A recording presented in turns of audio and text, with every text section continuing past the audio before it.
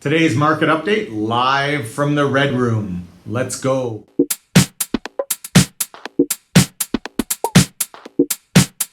Welcome to another market update. Today you get me live from the Red Room with the red shirt. I was just filming a Royal LePage Woolley Realty Christmas Classic video coming up soon, and so this is what you get today. October, let's see where to start. I mean, first off, the Bank of Canada announcement was highly anticipated at the end of October.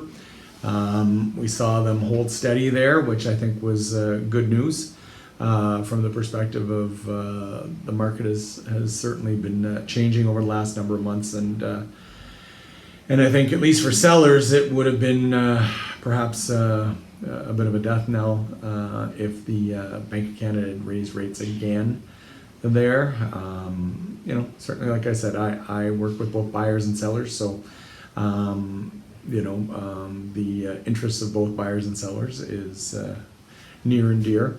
Sellers have had it very good for the last number of years, for sure, and buyers not so much. It's an interesting situation right now with the interest rates where they are. As much as buyers may not be facing as much competition, they're certainly seeing more inventory and that sort of thing. But where the interest rates are, it makes things interesting as far as how buyers act really and move on properties. So certainly feels much different, as I talked about the last update. The stats bear out that it feels like it stabilized a little bit in September, October here after a number of months of drops. But as far as pricing, we'll see what happens moving forward. Just feels, kind of like back in the days when I started, properties that maybe didn't have all the things going for them. We're sitting a little bit more on the market, and we're starting to see a bit more as far as price reductions and things like that for people who are required to sell. The ideas of holds and things like that, and multiple offers, certainly seeing less of that. And when I get into the market stats, I think that will bear itself out. Certainly not seeing as much of the crazy bidding wars and things like that. So we'll keep monitoring here over the coming months. As I said, it feels a little different. So I am curious how December, January will play out. I mean, over the craziness, basically, people would ask me about timing of the year, and I'd say, you know what, it really doesn't matter because buyers didn't have the luxury to wait around and that sort of thing, or take a month off, like they traditionally did back when I started. And now it kind of feels, because buyers aren't under some huge amount of pressure, that it kind of feels like that again, where we may see things being a little bit slower in the holiday season here, just with no other situation pushing buyers to move forward, and certainly taking their time to get the best value for themselves. So with that, let's hop right into the market stats with InfoSparks. All right, let's take a look at the stats here on InfoSparks. So if we recall the last number of updates, we saw definitely a change of the market in the last number of months, where we had an average sale price high of all types of products in Waterloo region at $839. We dropped to $796, then $760 in August.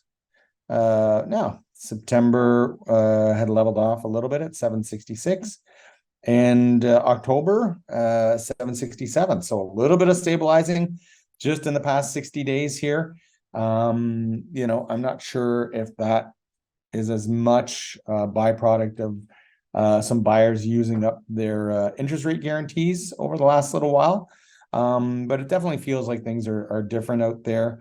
We can see the for the number of sales. We had a high in May of 808, down to 781, 612 in July, and then 570 in August, 532 in September, and a little bit of a bump up, about an extra 30 sales in October. to 560. And again, that's for all types of products. So I just felt a little bit for myself out there that, things, although we're slower, we were seeing some multiple offer events and things like that. And that can be a kind of addressed if we look at the percentage of original price, the average there. We saw back in the craziness, it was 29% over the asking price, almost 30%. And then it fell down to below the asking price actually last year, moved its way up to about 9% over the asking price on average in May, and now has fallen throughout the last number of months since then. And in October, down to 2% over asking on average. So certainly we're seeing a lot less bidding wars and multiple offers and that sort of thing. And with an average like that, we're seeing lots that are going below asking and still some that are going above asking. But that mentality of the bidding war and things going crazy over ask just is, happening much less lately for sure. With that, we can see days on the market, the average days on the market has again kind of corresponded since May, 14 days on average, moving all the way up to kind of an extra week here. Now, that may not seem like a whole lot, but you have to understand this is on average. And one of the things that has happened with the market is that when we talk about these holds off on offers and things like that, hoping for multiple offers, what we're seeing a lot more of the last year or so is when things don't work out well in that first week of putting a house on the market. If sellers don't get their bidding war, they don't get the money or the number of offers that they're looking for, then essentially they tend to cancel the listing and relist. And so now we're looking at kind of a different type of number when we look at days on the market. So certainly 21 is much different than that 7 that we were accustomed to essentially during the craziness there. So wanted to just hop back and look at some of the sale prices on the individual types of properties. So for single family homes, the average sale price again had peaked in February 2022 at 1.188. And then again, it fell throughout the rest of 2022. The spring market here, it had gotten back up as high as 1.4 million, and then had fallen again in August at 882. And again, as we saw in the all products, has kind of stabilized the last 60 days. And the average sale price in October was 890,000. For townhomes, kind of similar events in general with the height in the market and again the rebound this past spring, and now we're down at 644,000. Again, slightly up from 639 in September. For condos, a little bit different ball game there. We saw a high in April of 2022 at almost 600,000. And it's bounced around certainly throughout the last number of months, with October being at 476, down from 500,000 in September. So that one, I guess I'm kind of most curious about. We're hearing lots of situations with projects, that were hoped for, being canceled, and certainly just a lot of condo inventory coming up. If we look at homes for sale as far as condos go, we saw a low in January 2022 of 48 units. Now we're up to almost 300 units in this past September, and here in October 265 units available.